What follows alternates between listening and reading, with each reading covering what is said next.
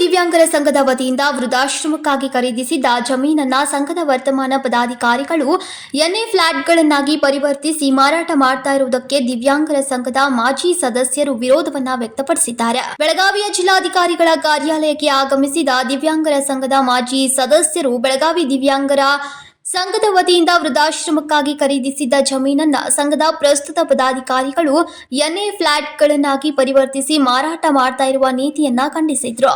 ವರ್ತಮಾನ ಸದಸ್ಯರು ಮಾಜಿ ಸದಸ್ಯರನ್ನ ವಿಶ್ವಾಸಕ್ಕೆ ತೆಗೆದುಕೊಳ್ಳದೆ ಈ ಕೆಲಸಕ್ಕೆ ಕೈ ಹಾಕಿದ್ದು ಯಾರು ಕೂಡ ಅಲ್ಲಿನ ಫ್ಲಾಟ್ಗಳನ್ನ ಖರೀದಿಸಬಾರದು ಅಂತ ದಿವ್ಯಾಂಗರ ಸಂಘಟನೆಯ ಮಾಜಿ ಸಚಿವ ಯಲ್ಲಪ್ಪ ಬಾಂದಿವಡೇಕರ್ ಅವರು ಆಗ್ರಹಿಸಿದ್ರು.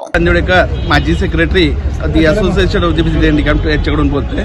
तर या ठिकाणी आज आम्ही जमलो म्हणजे आम्ही ज्या कुट्टलवाडी या ठिकाणी 52/1 याच्यामध्ये यशनील आणि जो प्रोजेक्ट चालू केलेला आहे त्या प्रोजेक्टच्या विरोधात आम्ही केलेला आहे.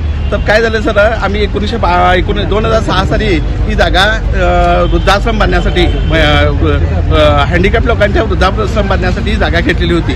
पण ती जागा आज ह्या जी आताची चालू कमिटी आहे ते त्याचा योग्य प्रकारे उपयोग न करता ती इथं जो बिल्डिंग बांधवणे आणि प्रायव्हेट लेवल टाकावं याच्यासाठी ती एनएमध्ये कन्वर्ट केलेली आहे.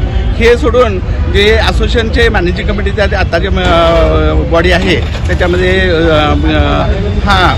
ಇನ್ನು ಈ ಕುರಿತಾದ ಮನವಿಯನ್ನ ಜಿಲ್ಲಾಧಿಕಾರಿಗೆ ಸಲ್ಲಿಸುವ ಸಂದರ್ಭದಲ್ಲಿ ಮಹಾಂತೇಶ್, ಗಜಾನನ್, ಡಿವಿ ಪವಾರ್, ಬಾಳೆಕುಂದ್ರಿ ಸೇರಿದಂತೆ ಅನೇಕರು ಭಾಗಿಯಾಗಿದ್ರು.